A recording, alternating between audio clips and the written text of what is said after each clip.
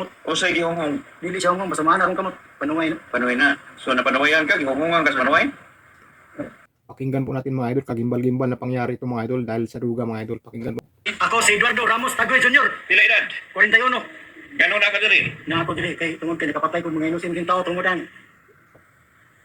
Isa. Ibunyit ka na kung igsuon nga ako gihimo kong asawa. Yung anak ni sa akong inahan. Tingnan mga idol, Pila ka buki mo napatay?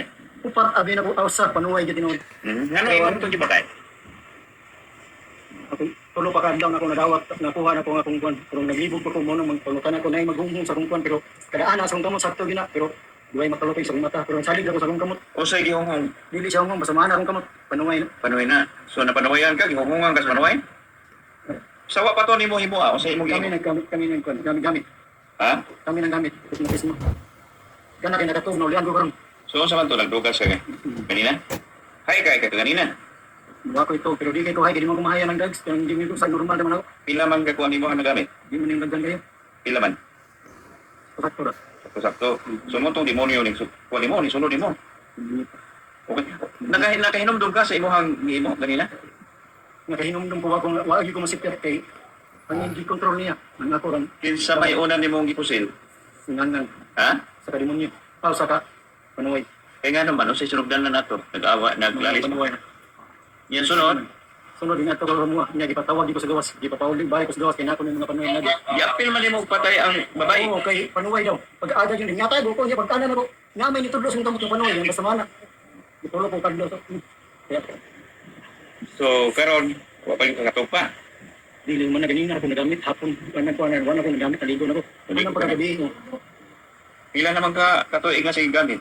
taon na si pero ganun dan sa siyo na ko na sa Asa magkaani yung armas, gikan? pare sir binalik na ako na sir kung hindi ko waro ka na to Pila palitin mo na? kung si 11,000. Asa magkakuwat ka? kwarta Hindi ko. Okay sa kamo. diba negosyo ko sa kan tama Ah, nagigusyo ka. Wa sa gaman maligag drugas. O sa naman gamit ka. tingkot ko na pero hindi ko na sa kan Pero karon gamit na lang. Pero wa ka mo sa inline bisag ginagmay. Napiso naman kuno kagkatulo. primero kung sa ganun illegal position Kunya, kedua legal position ganun okay. So kato yung himo ka ganina, wa ka maluoy sa mga biktima. sir pag batay nila wajud ko maluwi kaya ang yung mga katulong ko silong sa ulo ang mga panuway So, nya dito na yung sa wala nego pero akong gibalikan kay giulog yun mo tanan. kaya ko sila kung hindi ko mukuan Aron di gid mabuhi. kaya akong pumatyon gid mga panuway kaya akong gipilit Unsa man to kutob sa imong mataguan? dili sir ako sir ang gamit ako ang mata gid wag ni makaikya sa akong mga mata kinsa ang mapanuway kinsa dili pero katong tuwa hangano yun nga nagura kong nahubog nga ang kamot na kong bisaligan kay kini kamot sir kung saan pagkuan mutudlo gini kong sakit ang panuway sir Kanang kamutan nimo, manang kamot makasasala. Ah. panuway ano na sir Kapila naman ka nakapatay eh. kaso po sir Ito the first time.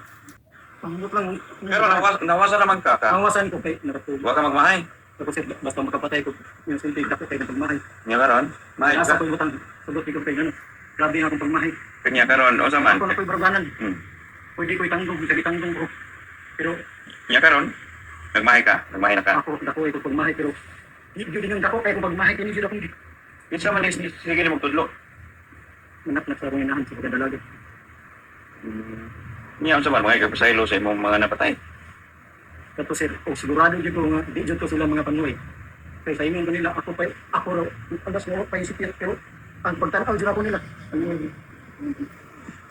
yung hagpilit ng salvahis pero ako na itong ipaabot nga kung dito makuanan nagbangutan yun nagbangutan dito mga kriminal dito Kabalo ba ka nga ni palitra to kambal ang usa sa iyang anak nga dos anyos? Sus, grabe.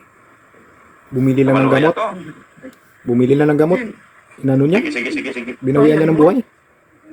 Dahil, hindi sa mo yun. Sa kayo, kung kayo, hindi mo dyan na natis. So nagsilo siguro ka. Wala ko nagsilos ng pinay.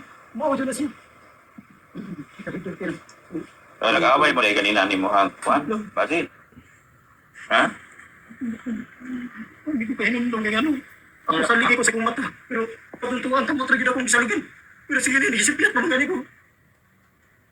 Yan, hindi na naman ipatubang din ako. Wadyo, di ba patubang? Eh? Basta mo nang hilak ni mo pagmahay. Ako sila, dako itong pagmahis kong kagalingon. Yan naman. Tapos sir, laki prinsipyo sir. Tapos kong papa. Laki prinsipyo. Pulis man ito yung Oo. papa. Laki prinsipyo sir. Pero ulit kamali mga ko, pero kana bunga lagi sa pagka. Kung naduhigan Oo. ko nimo kung kuan bullying ang imong papa. Kaya kung papa sir, grabe katarong. So ikaw ready. Kami, di rin yung, di mi tarong, pero di yun ako lagi mi braganan. Di ko mo jabot ka ng way sa, Ipapriso na ba yung puno kasi mo ati? di, yawa, amon.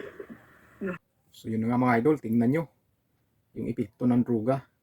Dapat huwag po talaga gumamit ang druga dahil masama po talaga ang epekto dyan. Ano kaya ang sasabihin ng mga taong nagagalit kay Pangulong Rodrigo Duterte dahil sa pagsugpo o war on drug ni Pangulong Rodrigo Duterte? Anong masasabi nyo dito? Anong masasabi nyo dito? Lalong-lalo na kay Ontiveros. Anong masasabi nyo dito, Senador? Yung mga krimen na ganito. Ngayon, si Pangulong Rodrigo Duterte ang hinahabol nyo. Ngayon, kumakalat na po ang illegal na droga. Tingnan nyo ang epekto sa illegal na droga. Kawawa po. Paka-inusinting tao, nabawian ng buhay dahil may isang taong lulong sa droga. Yan po ang masamang epekto po sa droga po talaga.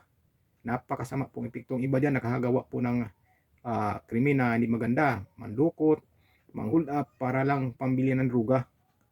Ngayon, ang epekto naman nito, ayan, nakagawa na po ng hindi maganda o kagimbal-gimbal na pangyayari. Ang inusinting tao nabawian ng buhay dahil lang sa epekto ng droga. Grabe mga idol, ayan na, nakikita na po natin ngayon kung ano ba talaga ang epekto ng droga. Grabe mga idol, nakakalungkot. Kung sino pa yung tao na sinugpo ang illegal na droga para din maligtas ang mga tao sa epekto ng droga, siya pa ngayon ang hinahabol ng mga ibang nanungkulan sa bansa natin. Kaya ngayon, ang lalakas ng loob, kumalat ang droga, ay kawawa ang mga taong naapektuhan sa paggamit ng droga. At yan, nakagawa na ng krimen dahil nga sa droga. Kung hindi naman nakadroga, hindi yan makagawa ng krimen. O di ba? Parang wala na nga po sa sarili yung tao eh. Wala na sa sarili. Biruin mo naman yung paningin niya, iba na. Pati mga kamay niya, gumagalaw na raw. May bumubulong na raw sa kanya. Ayan, nakagawa na ng masama. Dahil yan sa epekto ng droga. Kaya yung mga opisyal natin na sinisisi si Pangulong Rodrigo Duterte sa mga krimen na nangyari. Ito, anong masasabi nyo dito? Na yung epekto ng droga o gumamit ng illegal na droga nakagawa ng krimen. Ano kayang masasabi nila dito? Yung mga inusunting tao nabawian ng buhay dahil sa tama o epekto ng droga na gumagamit ng mga tao na gumagamit sa droga. Yan, nakikita na po natin. Grabe. Kawawa yung nawala ng buhay. Yung Panginoon, bumili lang daw ng gamot. Bumili ng gamot para inumin sa anak niya may sakit. Nadali pa. Nadali pa dahil nga gumawa ng krimen ay lulong sa droga. Kaya ayan ang epekto. Ayan, habulin nyo pa si Pangulong Rodrigo Duterte. Ipakulong nyo yung mga taong gustong sugpuin ang droga dahil ang droga ay napakasama ang epekto. Yan nga sinasabi yung Pangulong Rodrigo Duterte, kapag tinamaan ka na sa droga, yung utak mo, parang ano na yan, hindi mo na yan makokontrol kung bubulong-bulong sa'yo, yan, gagawin mo yan, ayan, gagawin mo na dahil malakas ng tama ng droga sa utak mo. Kaya huwag na huwag kayong gumamit ng droga at huwag na huwag niyong subukang gumamit ng droga dahil napakasama po talaga ang epekto niyan sa utak natin o sa utak nyo kapag gumamit kayo. Kagaya ng nangyari ngayon ay yung mga iba dyan na ginagawa pang witness yung mga drug lord dahil lang gusto nilang maipakulong si Pangulong Rodrigo Duterte. Ayan na, epekto ng droga. Grabe kayo.